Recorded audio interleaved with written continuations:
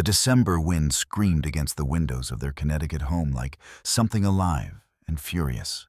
Victoria Chen-Morrison stood in the foyer holding Emma against her shoulder, trying to quiet the 3-week-old infant's desperate cries while her twin sister Lily wailed from the bassinet in the living room. Victoria's body ached with the bone-deep exhaustion that came from 3 weeks of almost no sleep. Her C-section incision pulling with every movement, her breasts heavy and leaking through the nursing pads that never seemed to stay in place. Just 6 hours ago, she had finally gotten both babies to sleep at the same time. 6 precious hours where she thought she might actually rest, might actually close her eyes for more than 20 minutes. Then James had come home early, and everything had fallen apart.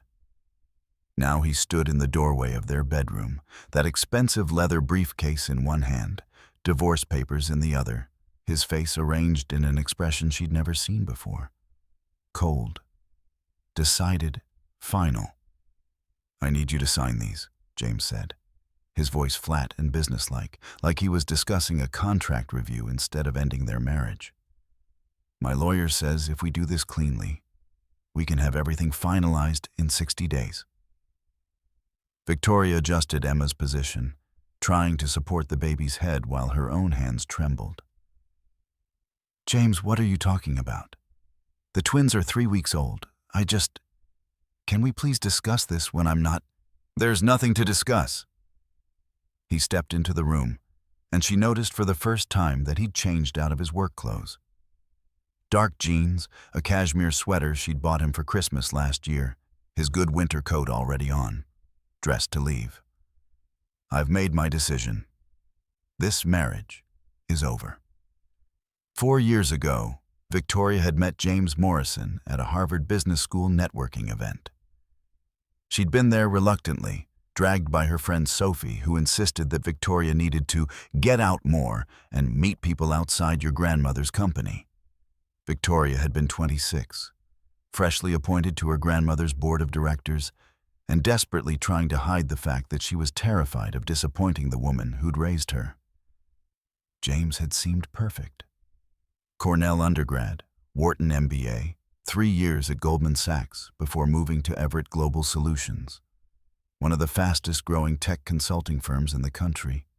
He was charming, ambitious, confident, everything Victoria wasn't sure she was allowed to be. "You're Helen Chen's granddaughter," he'd said when Sophie introduced them, his eyes lighting up with recognition. "I've read about her in Forbes. She's a legend." "She is," Victoria had replied carefully.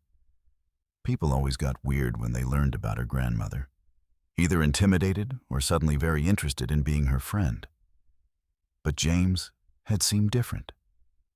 He'd asked about Victoria's work. She'd told him she was a consultant, which was technically true, and listened when she talked about organizational strategy and efficiency optimization. He'd made her laugh, made her feel seen, made her think maybe, just maybe, she could have a normal relationship with someone who wanted her, not her last name. They dated for 18 months. He'd proposed on a beach in the Bahamas, the ring glittering in the sunset, his voice full of promises about the future they'd build together. Victoria's grandmother had been quiet at the engagement party, watching James with those sharp, dark eyes that missed nothing. "Be careful, Baobei," Grandmother Helen had whispered in Mandarin during the toast. "Some men love the idea of you more than they love who you are." Victoria had dismissed it as old-world caution. Her grandmother was protective, had been ever since Victoria's parents died in a car accident when she was 8. Of course, she was skeptical of anyone who wanted to marry her only grandchild. The wedding had been small, Victoria's preference, at a vineyard in Napa.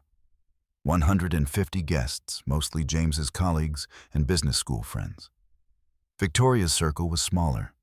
Sophie, a handful of college friends, her grandmother's trusted advisors, people who knew who she really was. James hadn't known, still didn't know. That was the whole problem. Victoria Chen-Morrison wasn't just a consultant. She was Victoria Chen, majority owner and CEO of Chen Industries, the $40 billion technology and manufacturing conglomerate her grandmother had built from a small electronics repair shop in San Francisco's Chinatown 70 years ago. Under Victoria's leadership over the past 4 years, the company had tripled in value, acquiring strategic assets, expanding into green technology, becoming one of the most powerful corporations in America. But Victoria had kept it secret, had used her married name at home, kept her work life completely separate, never brought James to board meetings or company events. It had seemed like the right thing to do at the time, a way to protect their relationship from the scrutiny and pressure that came with being married to one of the wealthiest women in the country. Now, standing in their bedroom with divorce papers in his hand and their 3-week-old daughters crying, Victoria realized her protection had become a prison. "James, please." She shifted Emma to her other shoulder, the baby's cries subsiding to hiccuping whimpers. "Whatever's wrong, we can fix it. We have 2 daughters. We're a family." His jaw tightened. "Don't you dare use those babies to manipulate me." The words hit like a slap. Victoria's breath caught. "Manipulate you?" "James, they're your daughters. Are they?" The question hung in the air between them, sharp and poisonous. "Are they really mine, Victoria? Or did you trap me? Get pregnant on purpose to lock me into this marriage?" The room tilted. Victoria gripped Emma tighter, her daughter's warm weight the only solid thing in a world that had suddenly gone liquid and unstable. "What are you talking about? We planned this pregnancy. You said you wanted children. You said—" "I said a lot of things." James moved to the dresser, started pulling clothes from the drawers. "But that was before I understood what I'd actually married. Before I realized you were just like every other woman, using me for what I could provide, never really caring about me as a person." "That's not true." Victoria's voice cracked. "I love you. I've always loved you. You love the idea of me." He shoved shirts into a duffel bag, not looking at her. "The successful husband, the good provider, the man who could give you the perfect family. But you never actually saw me, Victoria. You never asked what I wanted, what I needed. Because you never told me." The words came out louder than she intended. Emma, startled, started crying again. In the living room, Lily's wails intensified. "James, if something was wrong, if you were unhappy, why didn't you just talk to me?" He finally looked at her, and what she saw in his eyes made her blood run cold. Not anger, not even hatred. Just nothing. Complete emotional absence, like she was a stranger he'd encountered on the street. "I'm done talking," he said. "I'm done pretending. I'm done with this whole charade." He zipped the duffel bag, picked it up. "My lawyer will be in touch about custody arrangements. In the meantime, I'm staying at my mother's." "Your mother's?" Victoria's mind struggled to process. "James, your mother lives in Boston. That's 5 hours away. You can't just... The babies need you. I need you. I'm still recovering from the C-section. I can barely... You should have thought about that before you got pregnant." The casual cruelty of it stopped her mid-sentence. Victoria stared at her husband, the man who'd whispered promises in her ear, who'd held her hand during the ultrasounds, who'd cut both babies' umbilical cords with tears streaming down his face just 3 weeks ago, and saw a complete stranger. "There's someone else," she whispered. Not a question, a realization. James's expression flickered, just for a second. Guilt, maybe. or satisfaction at being caught. Her name is Natalie. We've been seeing each other for 6 months. 6 months. Victoria did the math. He'd started the affair when she was 3 months pregnant, just starting to believe that maybe this family they were building could actually work. She works at Everett, James continued, like he was discussing a business arrangement instead of an affair that had destroyed their marriage. She's smart, ambitious, successful in her own right. She doesn't need me to take care of her. She doesn't need me to be anything except myself. I never needed you to take care of me, Victoria said quietly. I just needed you to love me. Love. James laughed, a sound without humor. You don't know what love is, Victoria. You just know what security feels like. And now that you have these babies, you don't even need me for that anymore. He moved toward the door. Victoria's body acted before her mind could catch up. She crossed the room in 3 quick steps, still holding Emma, and grabbed his arm. James, please, please don't do this. Not like this, not right now. The babies are so small, and I'm so tired, and I don't understand what's happening. He looked down at her hand on his arm, then back at her face. Let go of me, Victoria.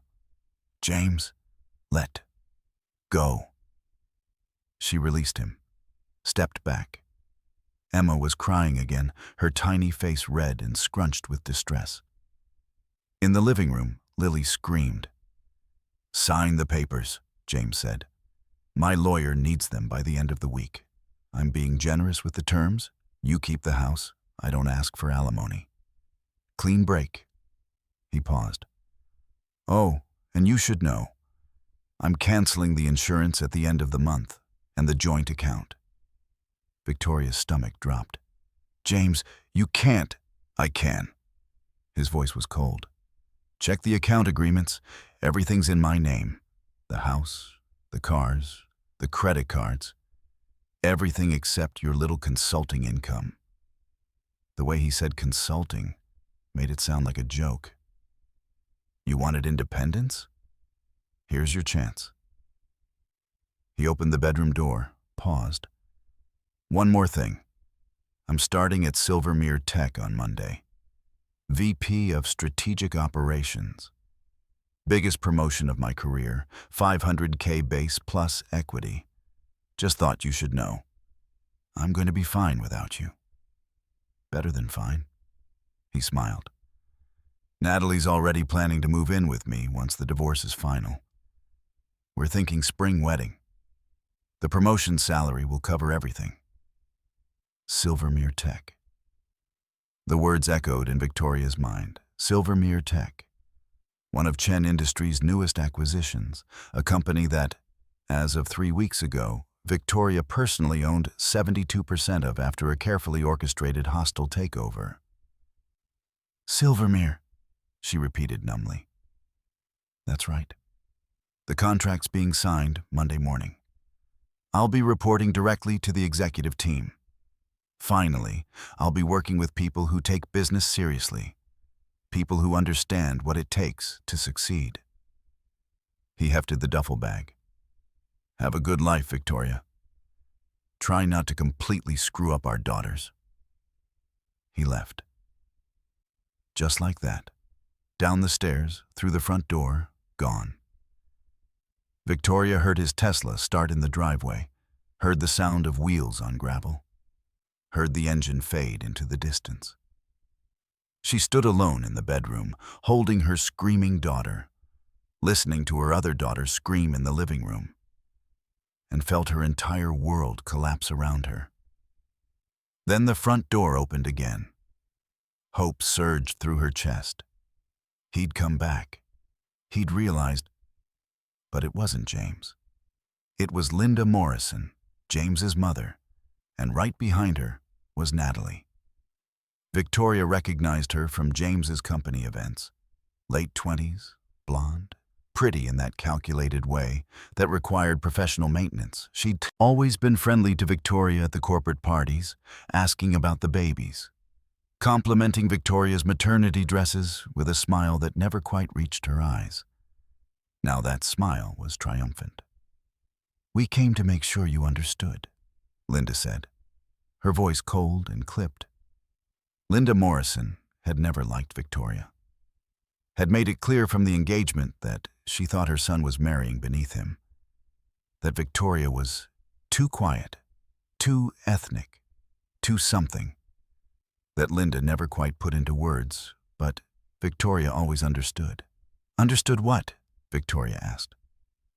Her arms were shaking from holding Emma for so long.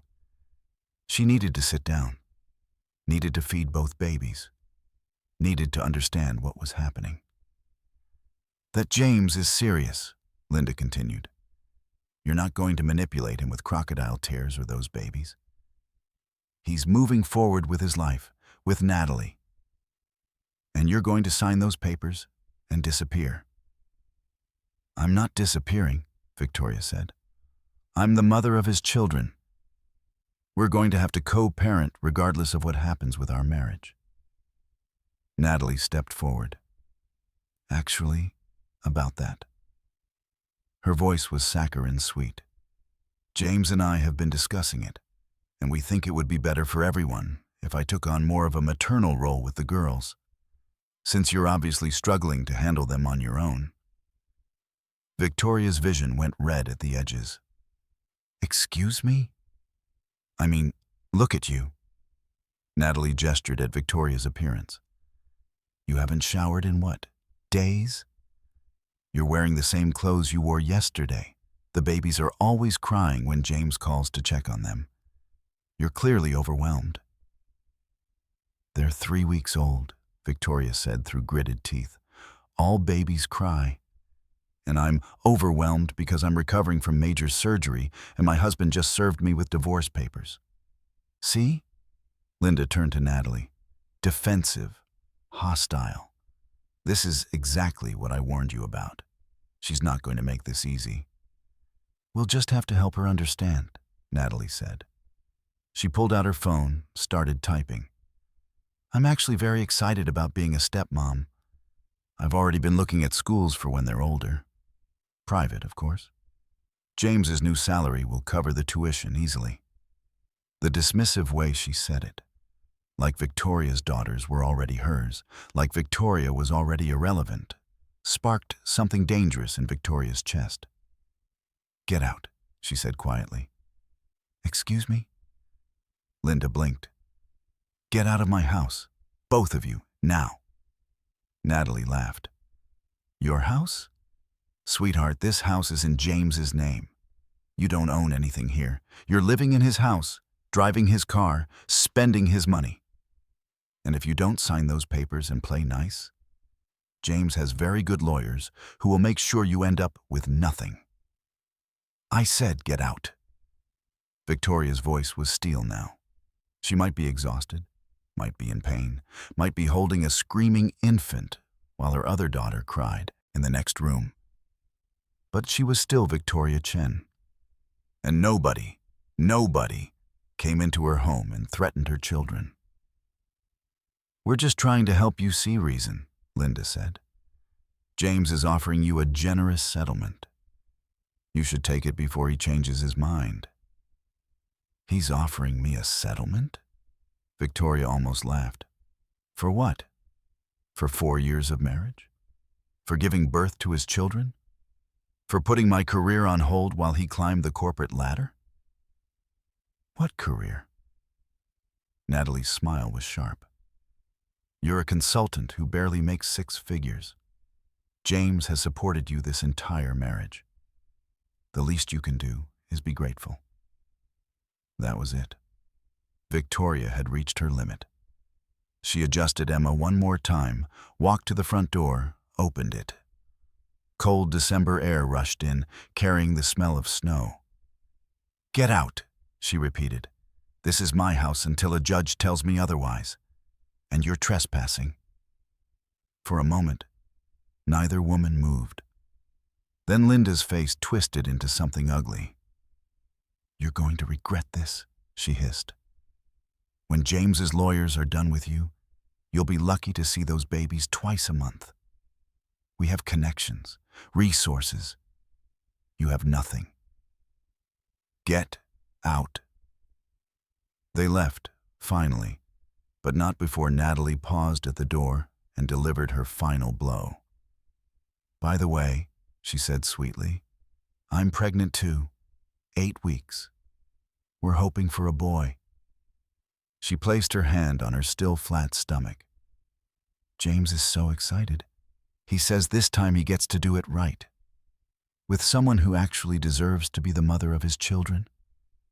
Then she was gone, the door closing behind her with a soft click that somehow felt louder than a slam. Victoria stood in the foyer for a long moment, Emma's cries fading to exhausted whimpers. In the living room, Lily had finally gone quiet, probably cried herself to sleep. Slowly, carefully, Victoria lowered herself onto the bottom step of the staircase. Her incision pulled, her breasts ached. Every muscle in her body screamed with fatigue. But her mind was suddenly crystalline clear. James was leaving her, taking everything, starting a new life with Natalie and their new baby. And on Monday, he was starting his dream job at Silvermere Tech, where he'd be reporting to the executive team. The executive team that reported to Victoria. The company that Victoria owned.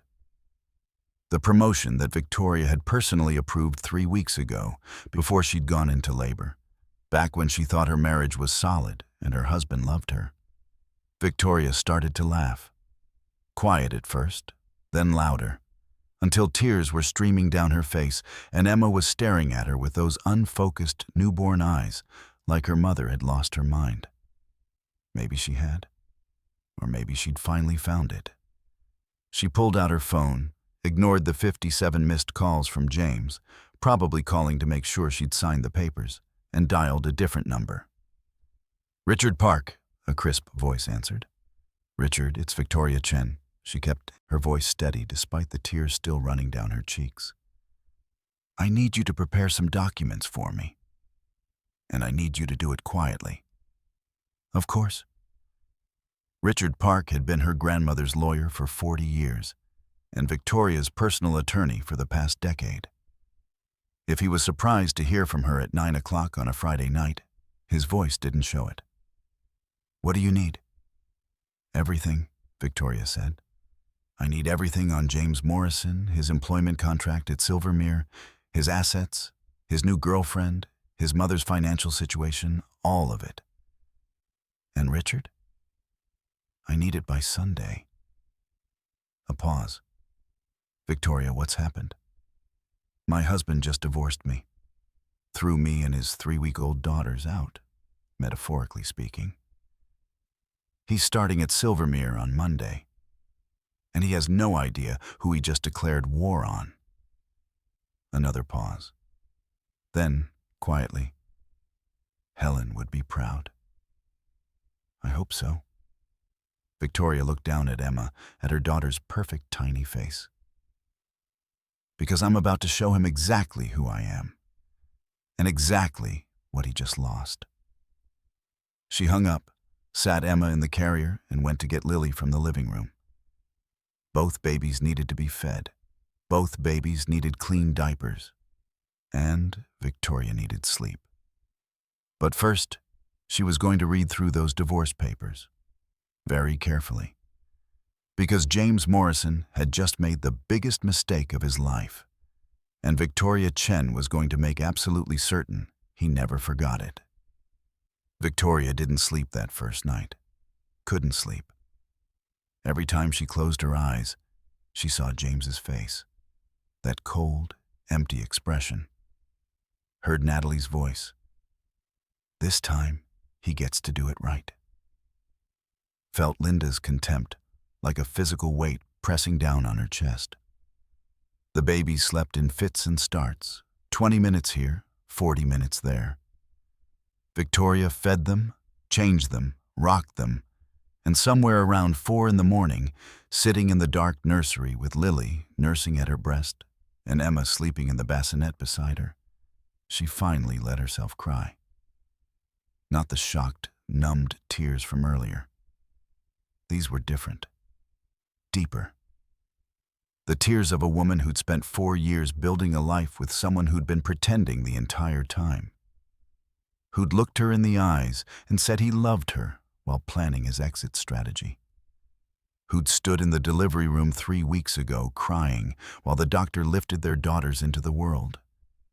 And somehow, impossibly, those tears had been a lie too. Or maybe they hadn't been. Maybe in that moment, he'd meant it. Maybe he'd looked at those tiny, perfect babies and felt something real.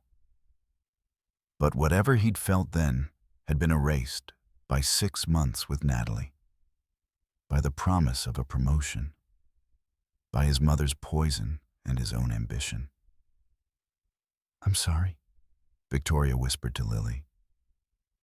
The baby's eyes were closed, her tiny hand curled against Victoria's chest, milk drunk and peaceful.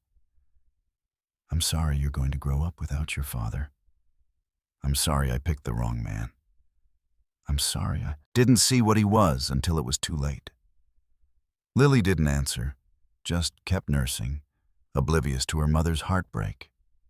"But I promise you," Victoria continued, her voice growing stronger, "I promise you both that you will never wonder if you're loved. You will never question your worth. You will never shrink yourself to fit someone else's expectations."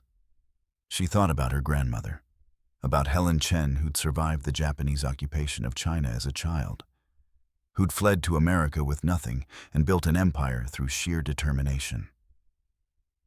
Chen women survive, and we protect our own. When dawn finally came, pale and gray through the nursery windows, Victoria made a decision. She wasn't going to fall apart. She wasn't going to let Chen-Morrison and his smug girlfriend and his toxic mother destroy her. She was going to fight back. But first, she needed to understand exactly what she was fighting. Saturday morning, Victoria called Sophie. Her best friend arrived within an hour, took one look at Victoria's face, and pulled her into a hug that made Victoria start crying all over again. "He left," Victoria managed between sobs. He left. Divorce papers and everything." "I know, honey." Sophie stroked her hair. "I know. I'm so sorry." "How do you know?" Sophie pulled back, her expression guilty. "James's mother called me this morning, said I should talk some sense into you about signing the papers quickly. She implied that if you fought the divorce, they'd make sure you never saw the girls." Victoria's blood went cold. She said that? Not in those exact words, but the message was clear. Sophie's voice hardened. "Vic, I need to tell you something. I've been worried about James for months.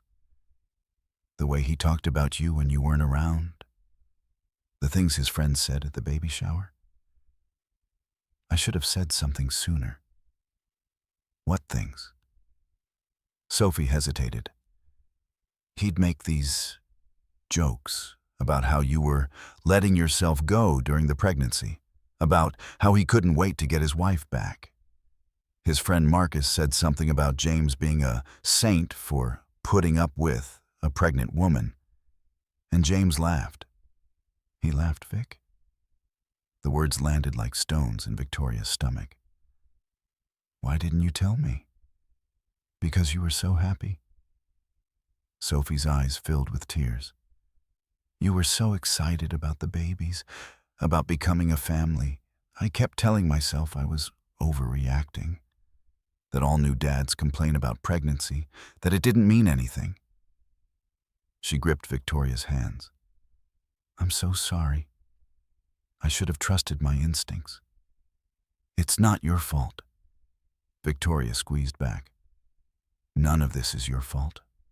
Or mine. This is all him. What are you going to do? Victoria thought about the phone call she'd made to Richard Park, about the documents being prepared, about James's Monday morning promotion at Silvermere Tech, the company she owned. I'm going to remind everyone who I actually am, she said quietly. But first, I need you to watch the babies for a few hours. There's something I need to do. 2 hours later, showered and dressed in clothes that actually fit her post-pregnancy body, Victoria stood outside a brownstone in Brooklyn's Park Slope neighborhood. The address Richard Park had given her. She rang the bell. The woman who answered was in her 40s, dark hair streaked with gray, sharp eyes that assessed Victoria in one quick glance. You must be Victoria Chen. Richard said you'd be coming? I'm Diana Walsh. Thank you for seeing me on such short notice. Diana stepped aside, gestured Victoria into a warm, book-filled living room. Richard Park doesn't call in favors lightly, and when he says someone needs help, I listen. She poured 2 cups of tea from a pot that had been waiting. I've been an investigator for 20 years. Mostly I work corporate cases, fraud, embezzlement, that kind of thing. But I've handled my share of divorce cases too. Richard said you were discreet. I am. Diana handed Victoria a cup. So tell me, what exactly do you need to know about your husband? Victoria took a sip of tea, gathering her thoughts. Everything. I need to know everything. The affair, how long it's really been going on. Whether there were others before Natalie. His finances. His mother's involvement. His new job. She paused. And I need to know if he's planning to actually fight for custody of our daughters. Or if that was just a threat to scare me into signing quickly. Diana pulled out a tablet, started taking notes. Okay. Let's start with the basics. Full name, date of birth, employment history. They spent 2 hours going through every detail of James's life. His college years at Cornell, his time at Goldman Sachs, his current position at Everett Global Solutions, and his upcoming move to Silvermere. Victoria provided bank account numbers, phone records, everything she could access from the joint accounts before James shut them down. The girlfriend, Diana said. Natalie. Last name? Hartwell. Natalie Hartwell. She works at Everett with James, some kind of senior analyst position. She's pregnant. 8 weeks, she said. Victoria's voice remained steady. She'd cried herself empty the night before. Now there was only cold clarity. She told me yesterday that she's excited to be a stepmother to my daughters. Diana's eyebrows rose. She said that? To your face? Her and James's mother. They came to the house after James left, to make sure I understood that I was being replaced. Christ. Diana set down her tablet. Okay, I'm going to be straight with you. This is a pattern I've seen before. The quick affair, the immediate pregnancy, the aggressive mother-in-law, the threats about custody, these guys usually have a playbook. And that playbook usually includes financial manipulation.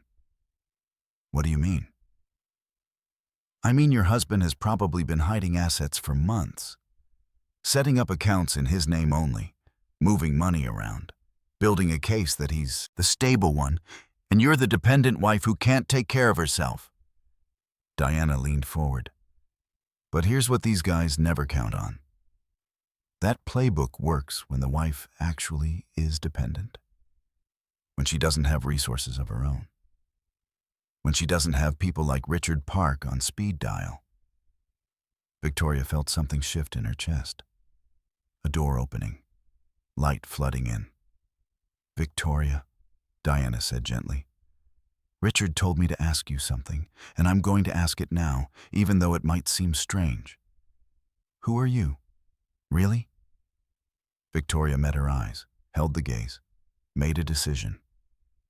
Victoria Chen, CEO and majority owner of Chen Industries, $40 billion in annual revenue, 72% owner of Silvermere Tech as of 3 weeks ago. She paused. My husband has no idea. He thinks I'm a consultant who barely makes 6 figures. Diana stared at her for a long, silent moment. Then she started to laugh. Not a mocking laugh, a delighted one, full of appreciation for the cosmic irony. Oh, Diana said finally. Oh, this is going to be fun. Tell me about Silvermere. We acquired them in a hostile takeover last month. The board resisted initially, but our offer was too good to refuse. As of 3 weeks ago, literally the day before I went into labor, Chen Industries owns controlling interest in Silvermere Tech. And your husband is starting there Monday. As VP of Strategic Operations, $500,000 base salary plus equity, reporting to the executive team, which reports to me. Diana's smile grew wider. Does he know you approved the position? He knows someone at Silvermere offered him the job. He has no idea that someone was me. I reviewed his file personally, actually. He's good at what he does. I'll give him that. His strategic planning skills are solid. His record at Everett was strong. I approved the hire because he was qualified. Victoria's voice hardened. That was before he served me with divorce papers and threw me out metaphorically while I'm still recovering from a C-section. So what do you want to do? Victoria thought about it. About James walking into Silvermere on Monday, thinking he'd landed his dream job, thinking he'd finally escaped his mediocre wife and her nothing career, thinking he'd won. I want the truth, she said finally. I want to know everything about this affair, how long it's been going on, whether there were others, what he's been hiding. I want to know what Natalie's real story is, whether she's actually pregnant or if that's another manipulation. I want to know what his mother has been planning. She set down her teacup. And then I want to make a choice. Not a reaction, a choice. I want all the information, all the leverage, all the power. And then I want to decide how much mercy he deserves. Diana nodded slowly.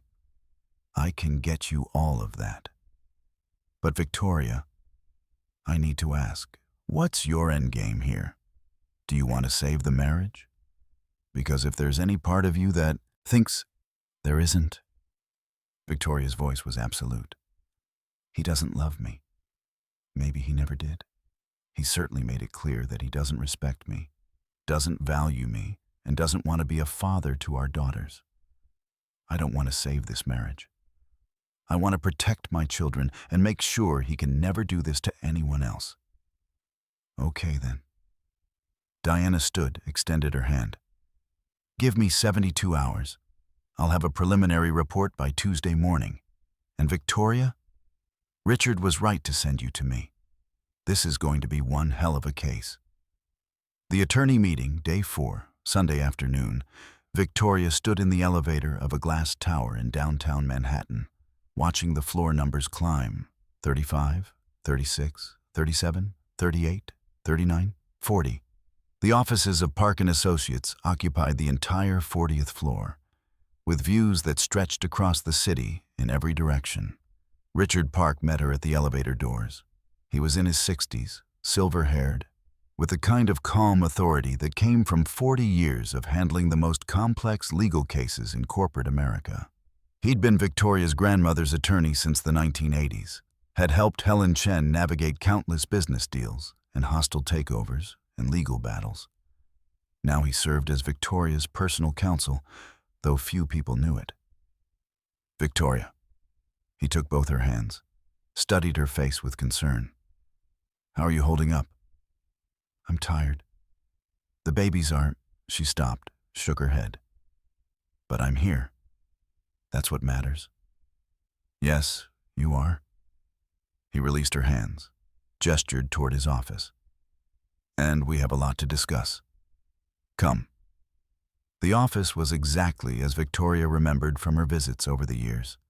Mahogany desk, floor-to-ceiling windows overlooking the city, walls lined with leather-bound law books that Richard actually read. On the desk now were several neat stacks of documents, a laptop displaying a spreadsheet, and 3 thick files labeled with James's name. "Sit," Richard said, pouring her a glass of water from the crystal pitcher on the sideboard.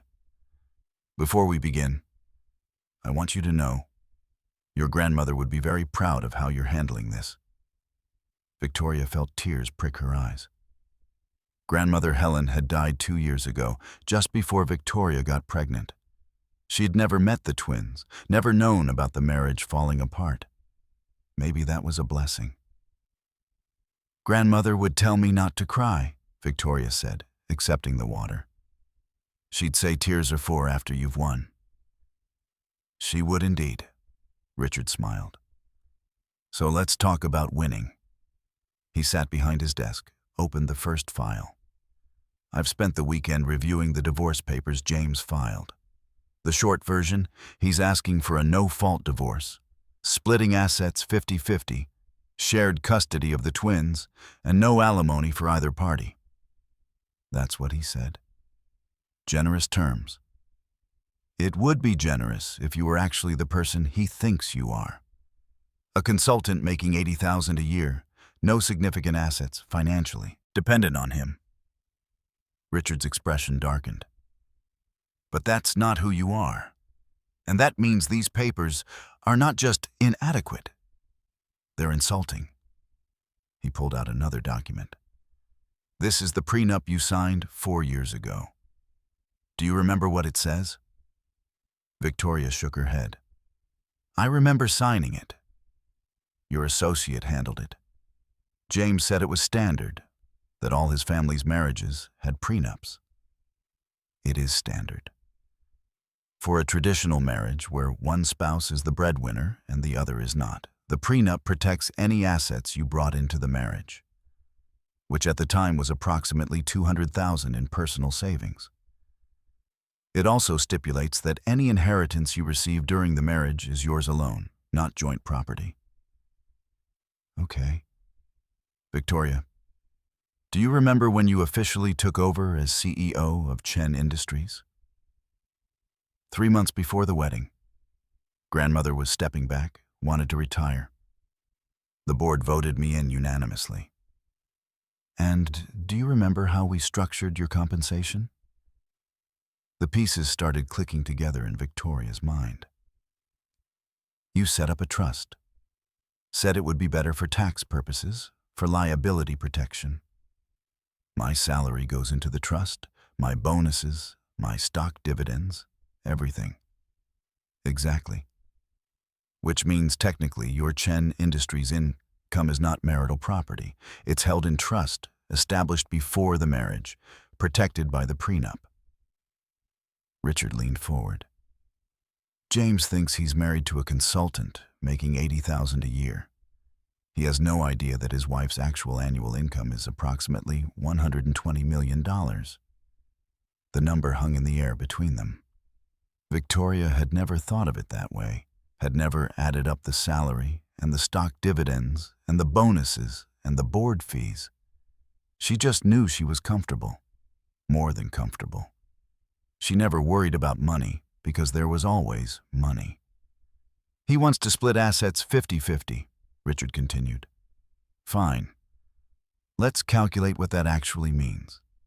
The house, that's in his name, purchased before the marriage, you're correct there. The cars, also his. The joint checking account currently has $63,000 in it, which you are legally entitled to half of. That's it? After 4 years of marriage, I get $30,000? If you were who he thinks you are, yes. But you're not." Richard pulled out a third file, this one much thicker. "This is what you actually own. Your trust fund, $900 million. Your stock in Chen Industries, current value $42 billion. Your real estate holdings, 3 properties including a penthouse in Manhattan he's never seen, a beach house in Malibu, and a cabin in Aspen. Your investment portfolio, $1.6 billion. He kept going, pulling out document after document. Your art collection, estimated value $20 million. Your stake in various startups, another $200 million.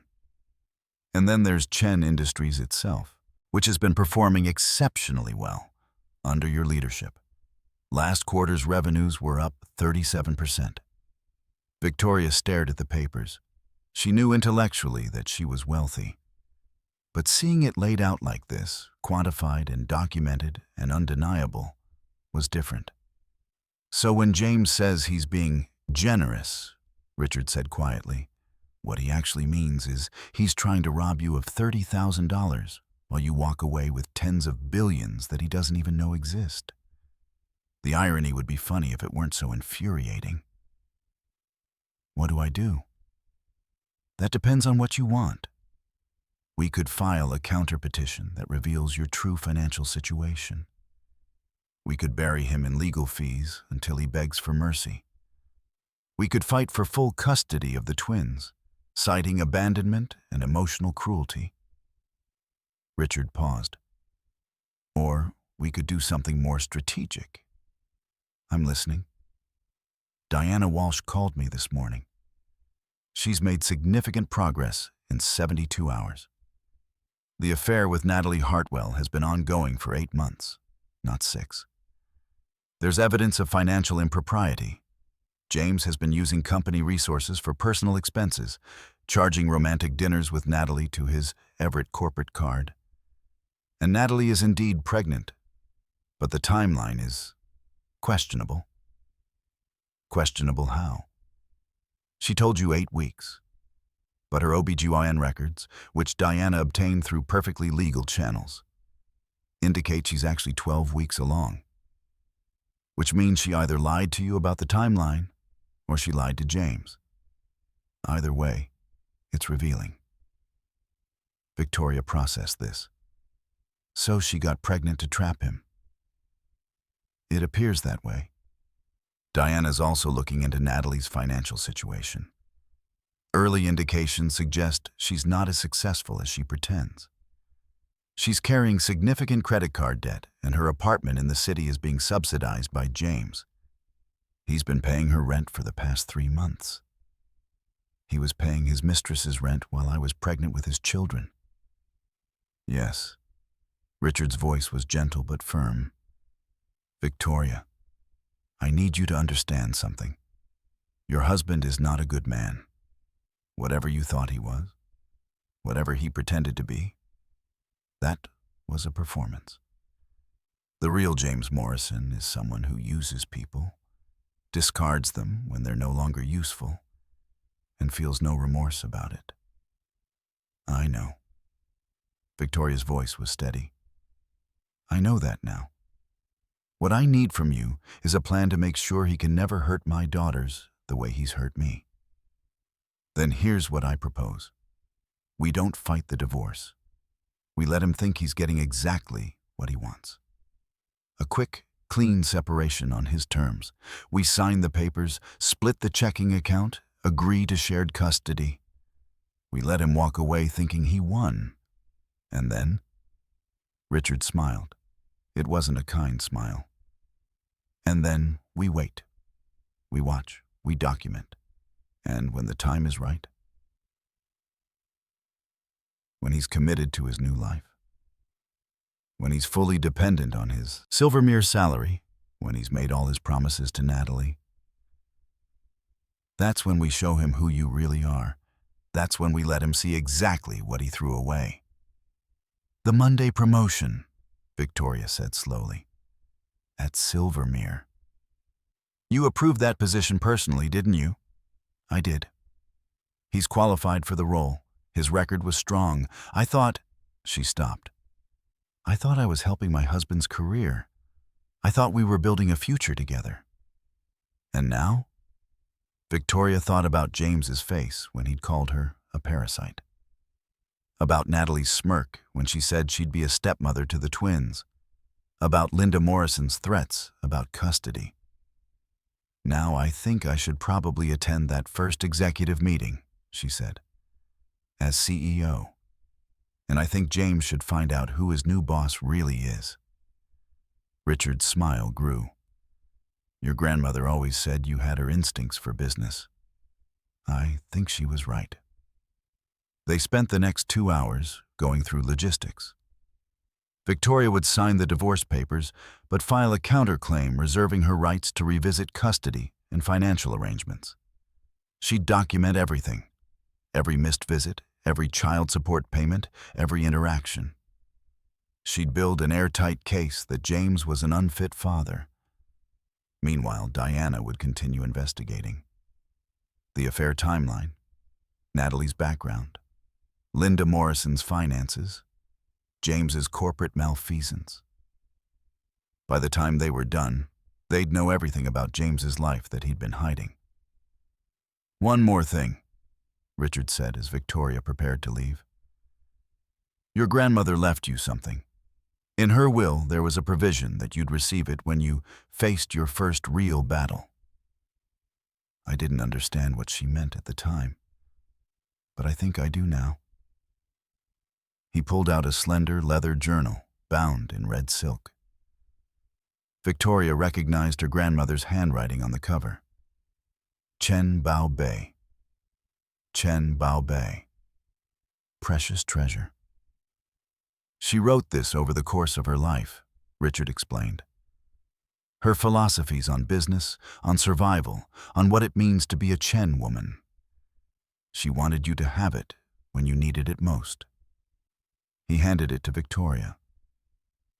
I think that time is now. Victoria held the journal carefully, reverently. The leather was soft with age, the pages filled with her grandmother's precise Chinese characters mixed with English notes. She opened to a random page, read, Real power isn't in showing your strength.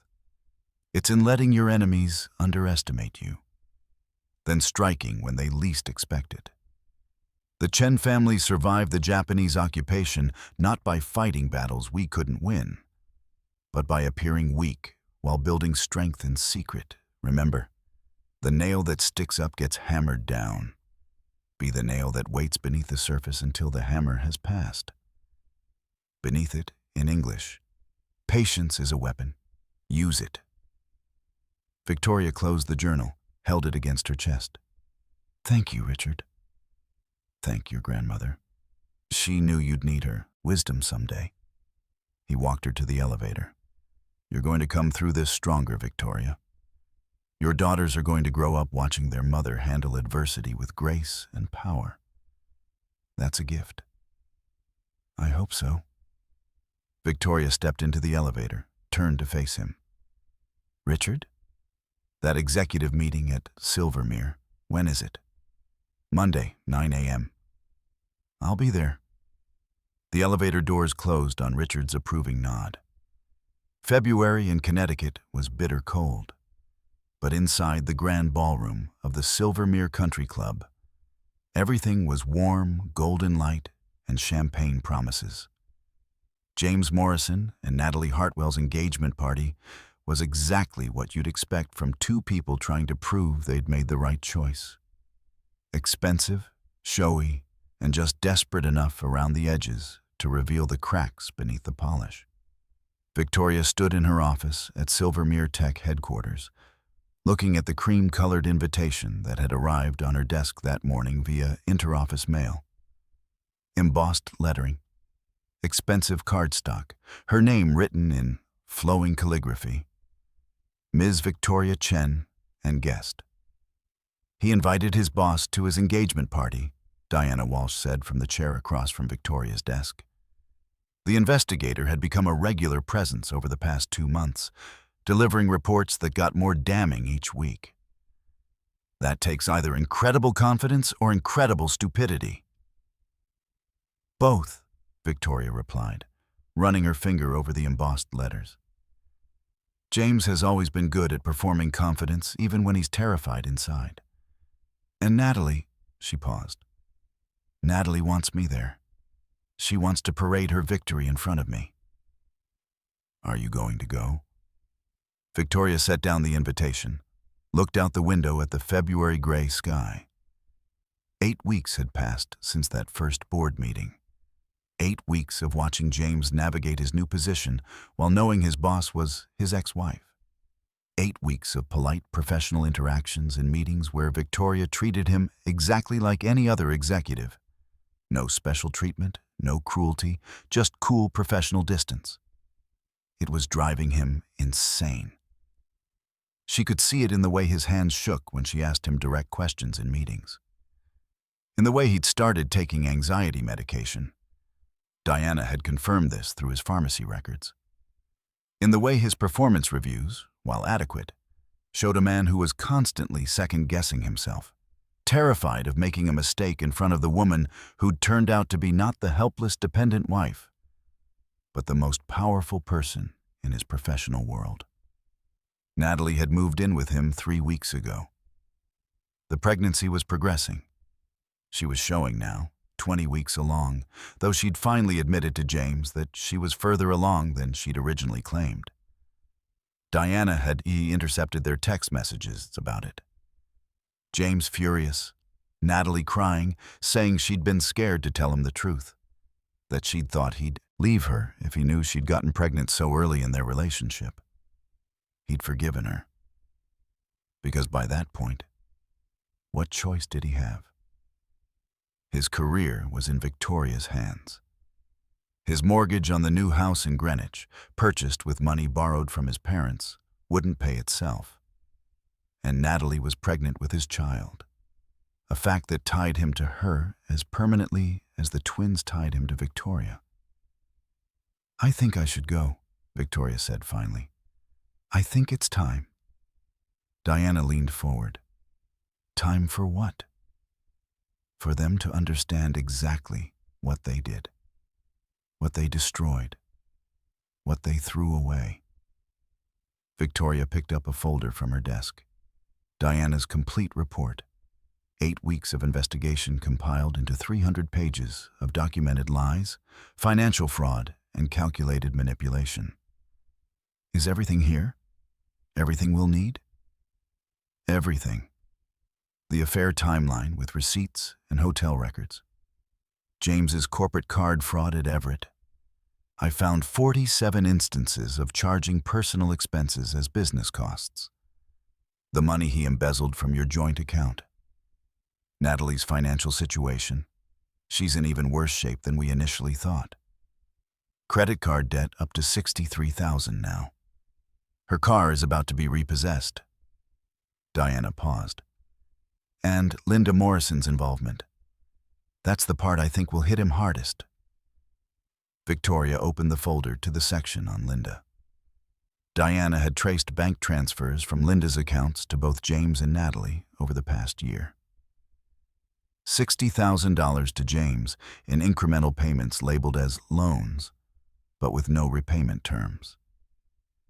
$15,000 to Natalie, paid in a lump sum 1 week before Natalie confronted Victoria at the house. "She paid Natalie to come to my house," Victoria said quietly. "Paid her to humiliate me." It appears that way. Linda was orchestrating everything, encouraging the affair, financing it, helping James hide assets from you. She wanted him out of your marriage, and she was willing to spend significant money to make it happen. Why? What did I ever do to her?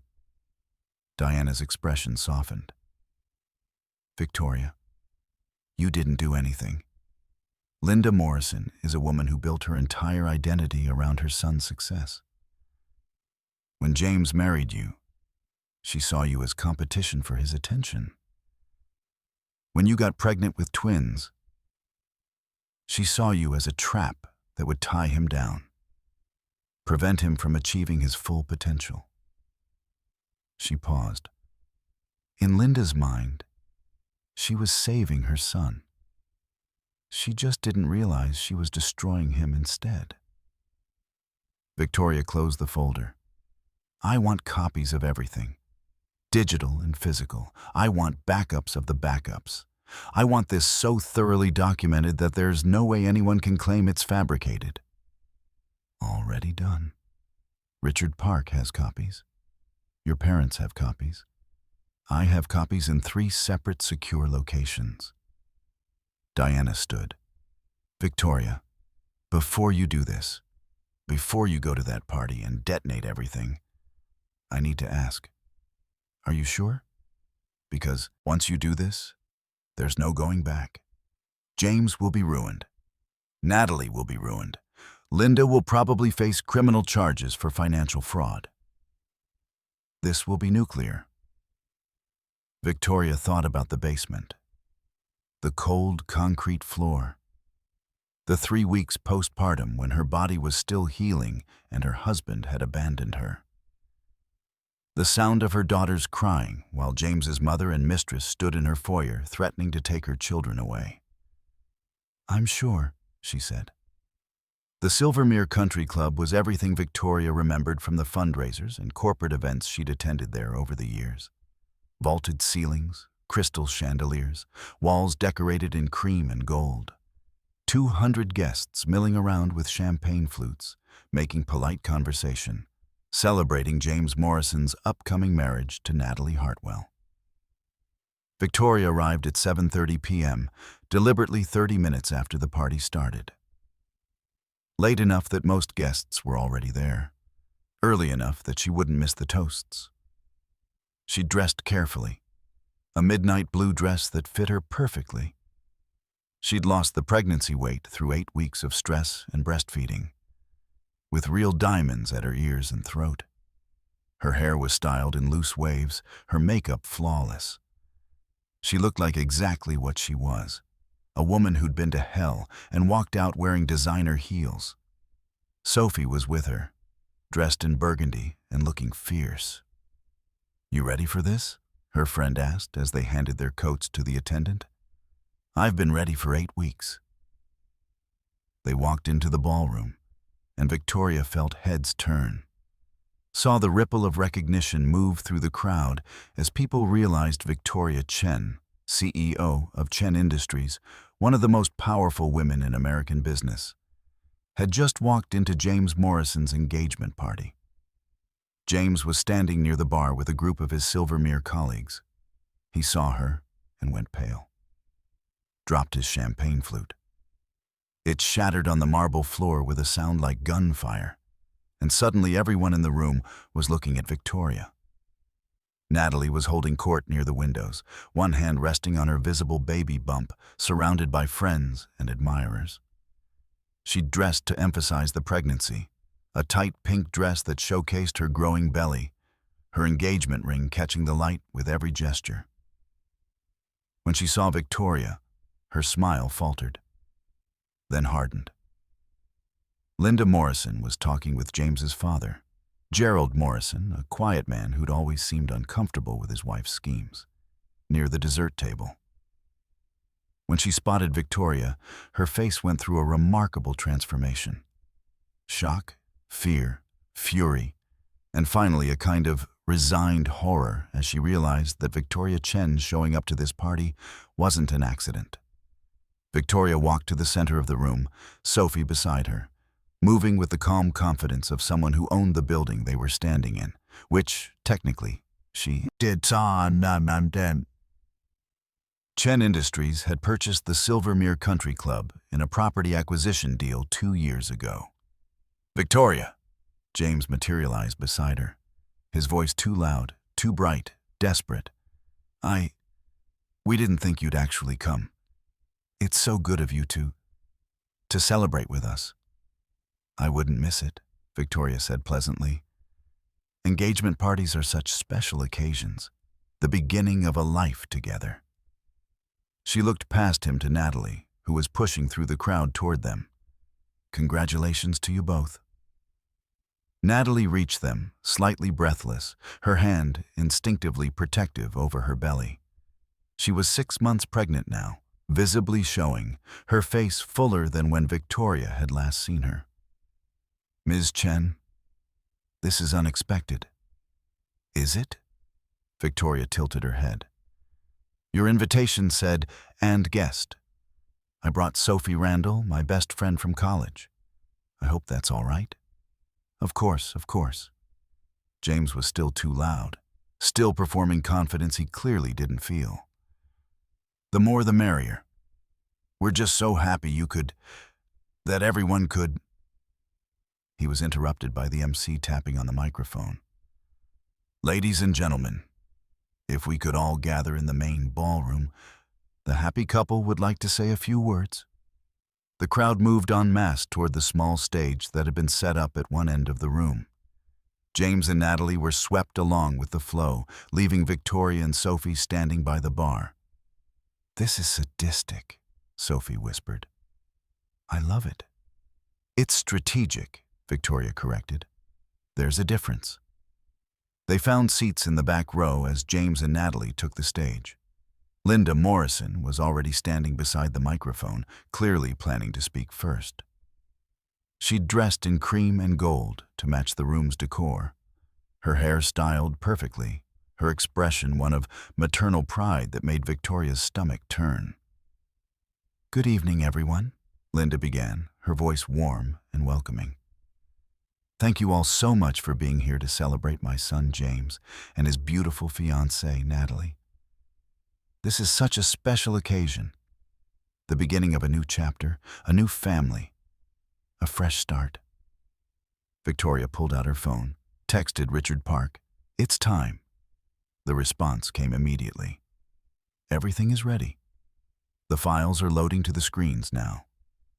"Some of you know," Linda continued, "that James has been through a difficult time recently. His first marriage ended, which was painful for everyone involved. But sometimes—" The lights dimmed. Linda stopped mid-sentence, confused. The large screen behind her, meant for showing photos of James and Natalie's relationship, flickered to life, but instead of romantic photos, what appeared was a document. Bank statements, transfers from Chen-Morrison to James Morrison, $60,000 over 12 months. "What?" Linda turned to look at the screen. Her face went white. "Sometimes," Victoria said, standing up, her voice carrying across the now silent ballroom, "we need to see the full picture before we celebrate." All eyes turned to her. James was frozen on stage, staring at the screen. Natalie had gone pale. Linda looked like she might faint. "I apologize for the interruption," Victoria continued, walking toward the stage with calm purpose. "But I think before we toast to this happy couple, everyone should know what they're actually celebrating." "Victoria, don't," James started. "Don't what? Don't tell the truth?" She reached the stage, climbed the steps with steady confidence, stood between James and Natalie, facing the crowd of 200 shocked guests. "That seems to be a recurring theme in your life, James. Don't tell the truth. Keep secrets. Let people believe what's convenient rather than what's real." She turned to the screen. "For those who don't know me, I'm Victoria Chen, CEO of Chen Industries, James's boss, and until 8 weeks ago, his wife." Gasps rippled through the crowd. Some people had known about the divorce, but most hadn't known about Victoria's professional identity. "James and I were married for 4 years, Victoria continued. "We had twins 3 months ago, 2 beautiful daughters named Emma and Lily. 3 weeks after they were born, while I was still recovering from a C-section, James served me with divorce papers. He moved out that night." She gestured to the screen, which was now showing the timeline Diana had built. "He moved out to be with Natalie Hartwell, who was already pregnant with his child. He bought Natalie an engagement ring while I was 37 weeks pregnant with his daughters. He transferred $17,000 from our joint account to pay for his new life while telling me I'd be lucky to get $30,000 in the divorce settlement." The screen changed again. Hotel receipts, restaurant charges, all on James's corporate card at Everett Global Solutions, all labeled as Client Entertainment, all during Victoria's pregnancy. James funded his affair by committing corporate fraud, Victoria said. He charged 47 personal expenses to his company credit card over 8 months. He lied to his employer, he lied to me, and he lied to all of you about what kind of man he is. Victoria, stop this. James's voice was desperate now. You can't. I can't what? Tell the truth? Present evidence? Victoria's voice remained calm, almost conversational. James, you wanted a fresh start. You wanted everyone to see you as the victim in our marriage. The poor man trapped with a dependent wife, finally free to be with someone who understands him. So let's show everyone exactly what happened. The screen split. On the left, text messages between James and Natalie. On the right, text messages between Linda Morrison and Natalie. The crowd read in horrified silence. James to Natalie, March 15th. Victoria's pregnant. Twins. I feel trapped. Natalie to James, March 16th. You don't have to be trapped. You have choices. James to Natalie, April 3rd. I can't leave her while she's pregnant. That would make me look terrible. Natalie to James, April 3rd. Then wait until after. But don't wait too long. You deserve to be happy. Linda to Natalie, October 1st. Deposit sent. Make sure you follow through. I want him out of that marriage. Natalie to Linda, October 2nd. I'll take care of it.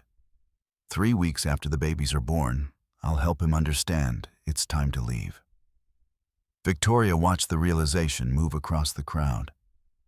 Watched as James's colleagues from Silvermere began to understand that their respected VP of Strategic Operations was a man who'd been manipulated by his mother and his mistress into abandoning his newborn daughters. Watched as Natalie's friends began to understand that her pregnancy wasn't the romantic accident she'd described, but a calculated trap. Watched as everyone in the room began to understand that Linda Morrison had orchestrated the entire thing.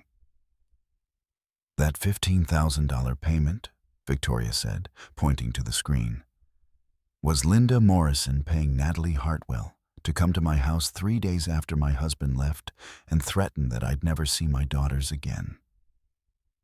Natalie was crying now, mascara running down her face. That's not... I didn't... She's twisting everything. Am I? Victoria looked at her directly. Natalie, why don't you tell everyone how long you've actually been pregnant? Because you told me 8 weeks when my daughters were 3 weeks old. That would make you 6 months now. But your medical records show you're actually 7 months pregnant, which means you conceived in September, while I was 5 months pregnant with twins. Natalie's hand dropped from her belly. The crowd was murmuring now, the polite veneer cracking. You got pregnant on purpose, Victoria continued. You got pregnant to trap James, to ensure he'd leave me for you, to secure access to his income. And when the timeline didn't match your story, you lied. You lied to him, you lied to me, and you lied to everyone in this room. February in Connecticut was bitter cold. But inside the grand ballroom of the Silvermere Country Club, everything was warm, golden light and champagne promises. James Morrison and Natalie Hartwell's engagement party was exactly what you'd expect from two people trying to prove they'd made the right choice. Expensive, showy, and just desperate enough around the edges to reveal the cracks beneath the polish. Victoria stood in her office at Silvermere Tech headquarters, looking at the cream-colored invitation that had arrived on her desk that morning via interoffice mail. Embossed lettering, expensive cardstock, her name written in flowing calligraphy, Ms. Victoria Chen and guest. He invited his boss to his engagement party, Diana Walsh said from the chair across from Victoria's desk. The investigator had become a regular presence over the past 2 months, delivering reports that got more damning each week. That takes either incredible confidence or incredible stupidity. Both, Victoria replied, running her finger over the embossed letters. James has always been good at performing confidence even when he's terrified inside. And Natalie, she paused. Natalie wants me there. She wants to parade her victory in front of me. Are you going to go? Victoria set down the invitation, looked out the window at the February gray sky. 8 weeks had passed since that first board meeting. 8 weeks of watching James navigate his new position while knowing his boss was his ex-wife. 8 weeks of polite professional interactions in meetings where Victoria treated him exactly like any other executive. No special treatment, no cruelty, just cool professional distance. It was driving him insane. She could see it in the way his hands shook when she asked him direct questions in meetings. In the way he'd started taking anxiety medication, Diana had confirmed this through his pharmacy records. In the way his performance reviews, while adequate, showed a man who was constantly second-guessing himself, terrified of making a mistake in front of the woman who turned out to be not the helpless dependent wife, but the most powerful person in his professional world. Natalie had moved in with him 3 weeks ago. The pregnancy was progressing. She was showing now, 20 weeks along, though she'd finally admitted to James that she was further along than she'd originally claimed. Diana had intercepted their text messages about it. James furious, Natalie crying, saying she'd been scared to tell him the truth, that she'd thought he'd leave her if he knew she'd gotten pregnant so early in their relationship. He'd forgiven her. Because by that point, what choice did he have? His career was in Victoria's hands. His mortgage on the new house in Greenwich, purchased with money borrowed from his parents, wouldn't pay itself. And Natalie was pregnant with his child. A fact that tied him to her as permanently as the twins tied him to Victoria. I think I should go, Victoria said finally. I think it's time. Diana leaned forward. Time for what? For them to understand exactly what they did, what they destroyed, what they threw away. Victoria picked up a folder from her desk. Diana's complete report, 8 weeks of investigation compiled into 300 pages of documented lies, financial fraud, and calculated manipulation. Is everything here? Everything we'll need? Everything. The affair timeline with receipts and hotel records. James's corporate card fraud at Everett. I found 47 instances of charging personal expenses as business costs, the money he embezzled from your joint account. Natalie's financial situation. She's in even worse shape than we initially thought. Credit card debt up to $63,000 now. Her car is about to be repossessed. Diana paused. And Linda Morrison's involvement. That's the part I think will hit him hardest. Victoria opened the folder to the section on Linda. Diana had traced bank transfers from Linda's accounts to both James and Natalie over the past year. $60,000 to James in incremental payments labeled as loans, but with no repayment terms. $15,000 to Natalie, paid in a lump sum 1 week before Natalie confronted Victoria at the house. She paid Natalie to come to my house, Victoria said quietly. Paid her to humiliate me. It appears that way. Linda was orchestrating everything, encouraging the affair, financing it, helping James hide assets from you. She wanted him out of your marriage, and she was willing to spend significant money to make it happen. Why? What did I ever do to her? Diana's expression softened. Victoria, you didn't do anything. Linda Morrison is a woman who built her entire identity around her son's success. When James married you, she saw you as competition for his attention. When you got pregnant with twins, she saw you as a trap that would tie him down, prevent him from achieving his full potential. She paused. In Linda's mind, she was saving her son. She just didn't realize she was destroying him instead. Victoria closed the folder. I want copies of everything, digital and physical. I want backups of the backups. I want this so thoroughly documented that there's no way anyone can claim it's fabricated. Already done. Richard Park has copies. Your parents have copies. I have copies in 3 separate secure locations. Diana stood. Victoria, before you do this, before you go to that party and detonate everything, I need to ask, are you sure? Because once you do this, there's no going back. James will be ruined. Natalie will be ruined. Linda will probably face criminal charges for financial fraud. This will be nuclear. Victoria thought about the basement, the cold concrete floor, the 3 weeks postpartum when her body was still healing and her husband had abandoned her, the sound of her daughters crying, while James's mother and mistress stood in her foyer threatening to take her children away. I'm sure, she said. The entrance. 2 weeks later. The Silvermere Country Club was everything Victoria remembered from the fundraisers and corporate events she'd attended there over the years. Vaulted ceilings, crystal chandeliers, walls decorated in cream and gold.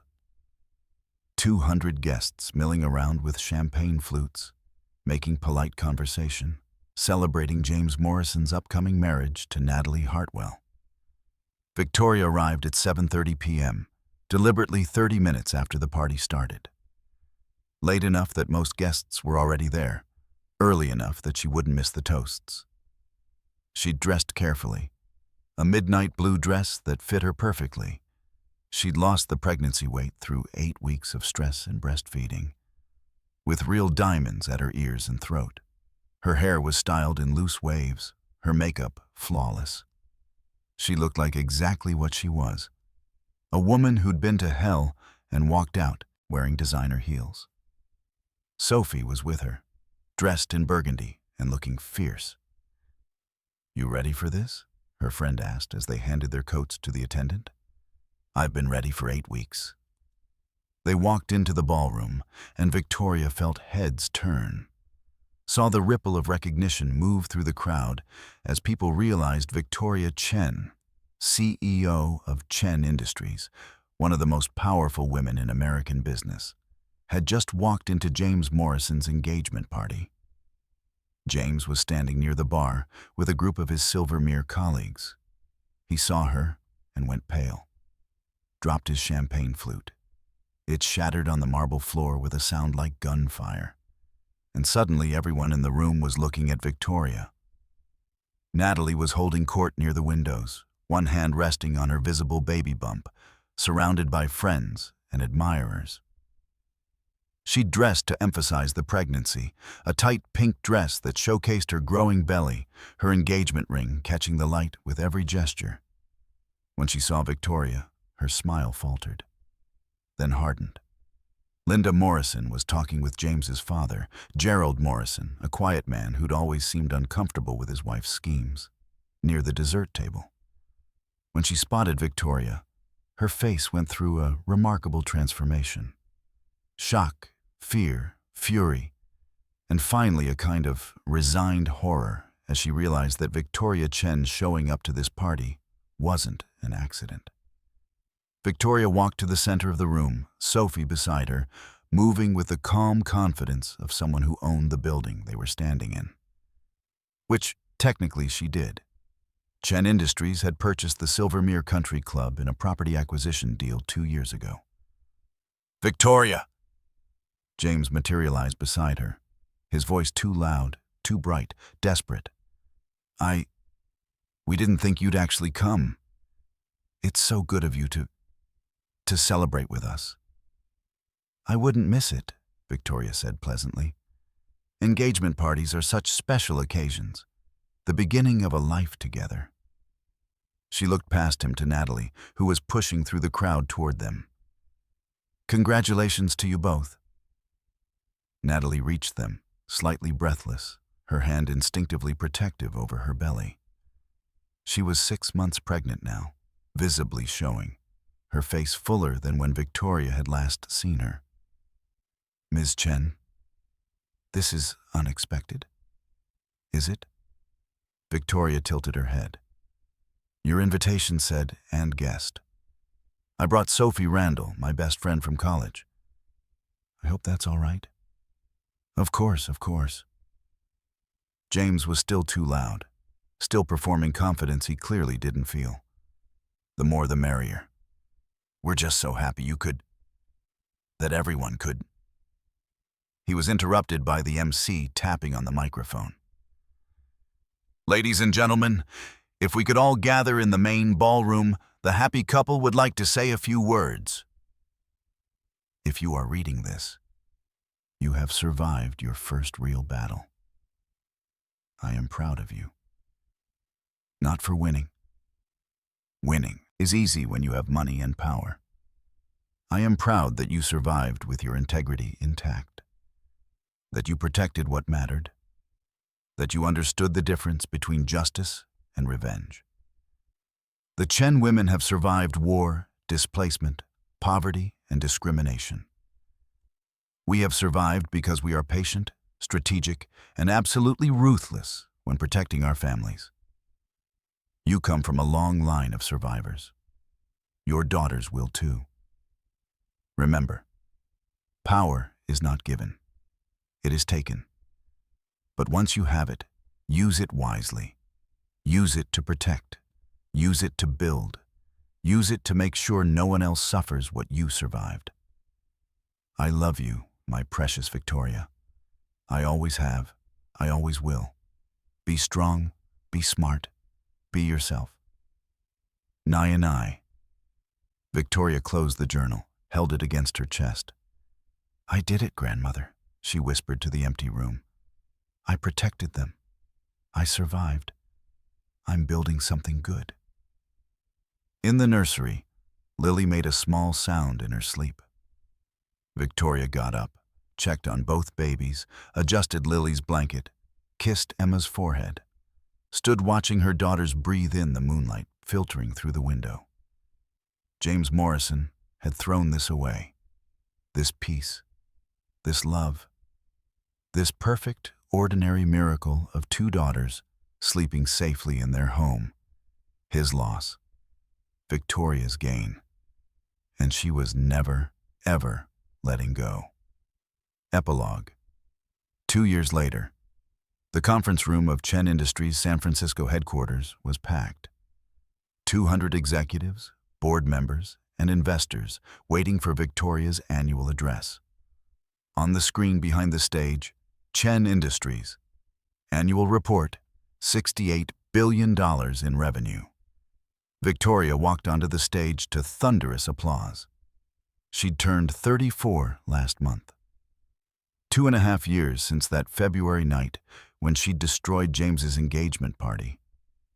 2.5 years of rebuilding, healing, growing. Good morning, she said, and the room quieted. Thank you for being here.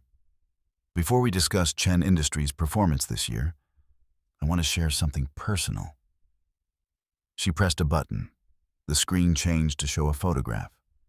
Victoria sitting on a beach, Emma and Lily beside her, 2.5 years old now, laughing, building sandcastles. 3 happy faces, complete family. 2 years ago, I became a single mother. It wasn't my choice, it wasn't my plan, but it happened, and I had to decide who I was going to be in the aftermath. She looked out at the crowd, saw some board members nodding, saw younger executives watching with intense interest. I'm standing here today as proof that you can survive betrayal and come out stronger, that you can build a company and a family, that you can be a CEO and a mother and not have to sacrifice one for the other. The screen changed again. The Helen Chen Foundation logo. $400 million raised. 50,000 families helped. The Helen Chen Foundation has become the largest organization supporting mothers in crisis in America. We've provided legal representation in 8,000 custody cases. We've given emergency financial assistance to 15,000 families. We've counseled 27,000 women through our hotline, and we're just getting started." She paused. "I started this foundation because I had resources when I needed them. Most women don't. But now, because of your donations, because of your support, because of your willingness to believe that protecting families matters, they do." The applause was immediate and sustained. Victoria let it wash over her, felt the weight of what she had built. Not just a company, not just revenge on an unfaithful husband, but something real, something lasting, something that would help thousands of women survive what she'd survived. After the presentation, after the handshakes and congratulations and photo opportunities, Victoria returned to her office. Her assistant had left a message. "Sophie called. She has someone she wants you to meet. Dinner tomorrow night?" Victoria smiled. Sophie had been trying to set her up for a year now. Victoria kept declining, saying she wasn't ready. Maybe she was ready now. Maybe. Or maybe not. Maybe she was complete exactly as she was. CEO, mother, survivor. Maybe that was enough. Her phone buzzed. A text from an unknown number. "This is James. I know I have no right to ask, but can I see the girls? Supervised is fine. I want to be part of their lives. I want to try." Victoria stared at the message for a long moment. Thought about all the Sunday visits he'd missed, all the birthdays he hadn't attended, all the milestones he'd let pass without acknowledgement. Then she thought about Emma and Lily, playing in the garden this morning, asking, "Where Daddy?" Because they'd heard other kids at daycare talk about their fathers. She typed back, "Call my lawyer. We'll discuss terms. But James, this is your last chance. You disappoint them again, you're done. Understood?" The response came immediately. "Understood. Thank you. Thank you so much." Victoria set down the phone. She wasn't doing this for James. She was doing it for her daughters, who deserved the chance to know their father, if he could be the father they deserved. If not, well, they had her. They had Sophie. They had their grandmother's legacy.